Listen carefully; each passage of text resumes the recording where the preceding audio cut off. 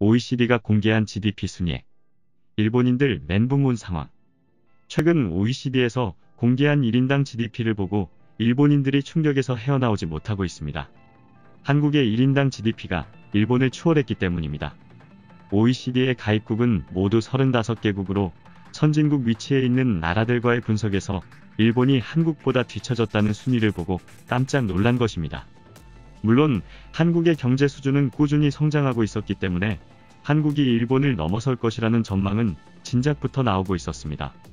국제통화기금인 IMF 또한 한국이 일본보다 더 많은 구매 능력을 갖추게 될 것이라고 예측했습니다.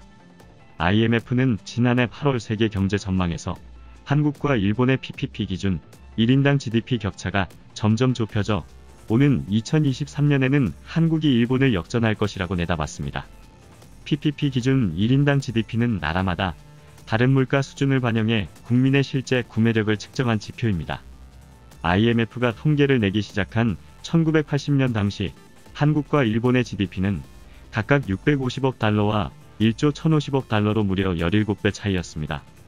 그러나 지금은 40년이 흘러 상황이 바뀌었습니다. 이제 더 이상 일본은 한국이 넘을 수 없는 나라가 아닌 것입니다. 이번 OECD 통계에서 한국의 1인당 GDP는 42,136달러, 일본은 41,502달러로 한국이 처음으로 일본을 따라잡았습니다. 순위는 1위 룩셈부르크, 2위 아일랜드에서 시작해 21위 한국, 22위 스페인, 23위 일본 순이었습니다. 일본 매체인 다이아몬드 온라인은 OECD 통계가 나온 이후 1인당 GDP가 한국보다 밀린 상황을 보면서 충격이라고 표현했습니다. 기사에서는 1인당 GDP에서 일본의 위상은 떨어지고 있다며 한국의 숫자가 일본보다 커지고 있는 것은 큰 충격이다라고 보도했습니다. 여기에 일본은 취업자당 GDP인 노동 생산성도 낮아지고 있어 더욱 심각하다며 참담한 상황이라고 볼 수밖에 없다고 말하기도 했습니다. 댓글에서는 일본인은 해외에서 일하는 사람이 줄어들고 있어 해외 경제 성장이 눈부신 사실을 눈치채지 못하고 있는 것일지도 모르겠다. 해외에 나가서 보면 일본은 선진국 중에서 가장 가난한 나라이다며 경제 침체의 심각성을 우려했습니다.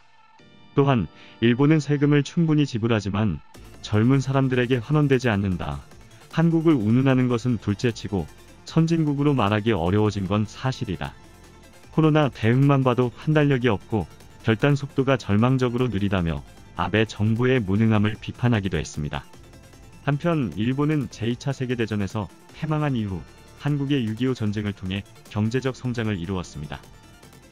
1950년대 후반부터 고도 성장기를 맞이한 일본은 지금까지도 세계에서 가장 잘 사는 나라로 꼽히고 있습니다.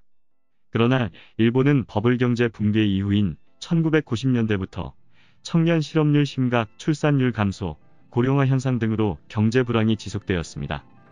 여기에 일본이 경기 회복 실현을 목표로 내세운 아베노믹스 정책까지 실패하고 있어 더 이상 경제대국이라는 말이 어울리지 않는 것입니다. 전 세계 어느 나라와 견주어도 가장 잘 사는 나라였던 일본.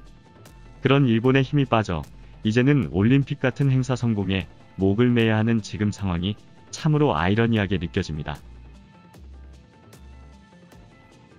구독과 좋아요, 알림 설정 부탁드립니다.